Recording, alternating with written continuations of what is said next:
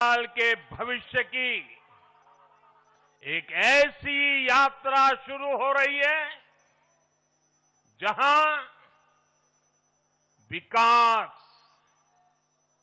अटूट विश्वास और नई उम्मीदें कदम से कदम मिलाकर चलेगी। मैं आज हर बंगालवासी को भरोसा देता हूं, बंगाल के बेहतर भविष्य के लिए भाजपा दिन रात एक कर देगी।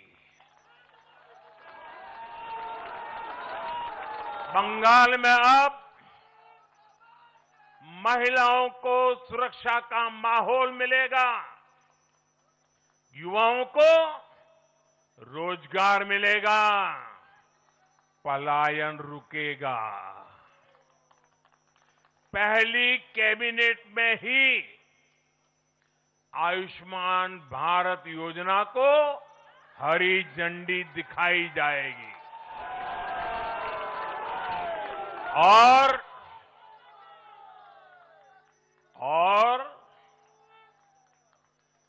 घुसपैठियों के खिलाफ भी सख्त से सख्त कार्रवाई होगी।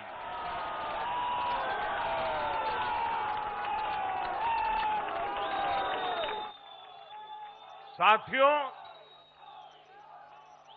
इस महाविजय की दहलीज पर खड़े होकर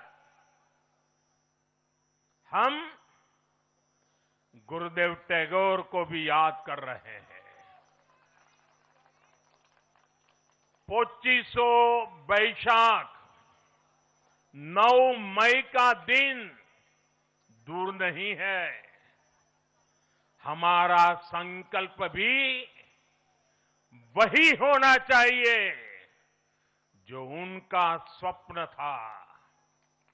एक ऐसा परिवेश जहां मन भय मुक्त हो और सिर ऊंचा हो। और बीजेपी बंगाल में ऐसा भय मुक्त वातावरण बनाकर दिखाएगी, ये मोदी की गारंटी है।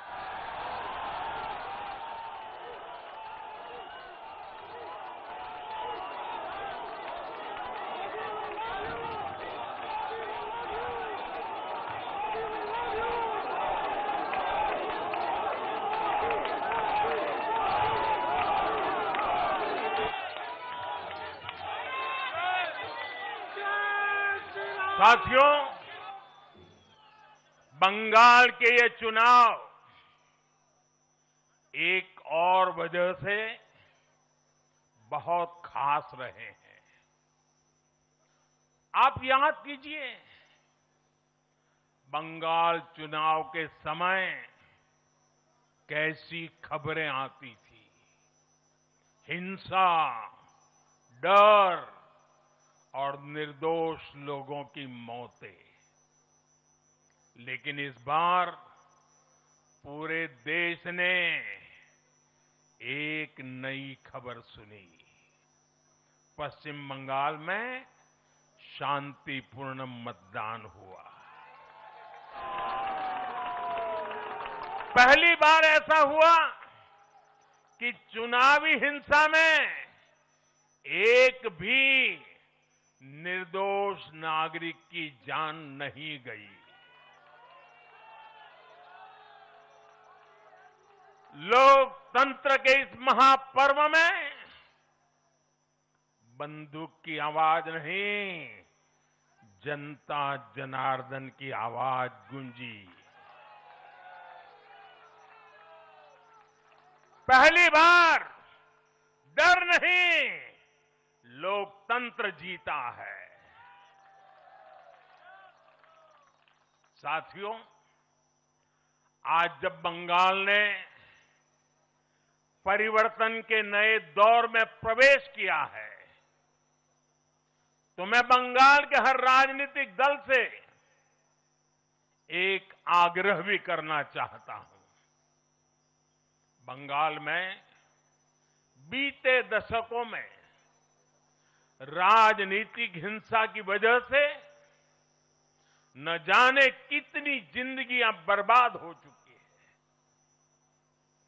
मेरा स्पष्ट मानना है कि आज से बंगाल की चुनावी जो आदतें फैली हुई हैं,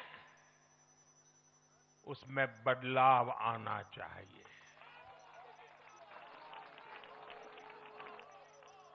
आज जब भाजपा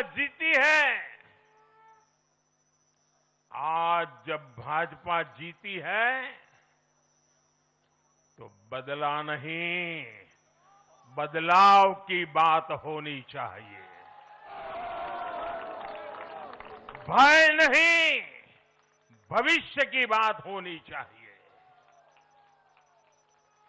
मेरी सभी राजनीतिक दलों के कार्यकर्ताओं से अपील है, आइए हिंसा के इस अंतहीन चक्र को हमेशा के लिए खत्म करें।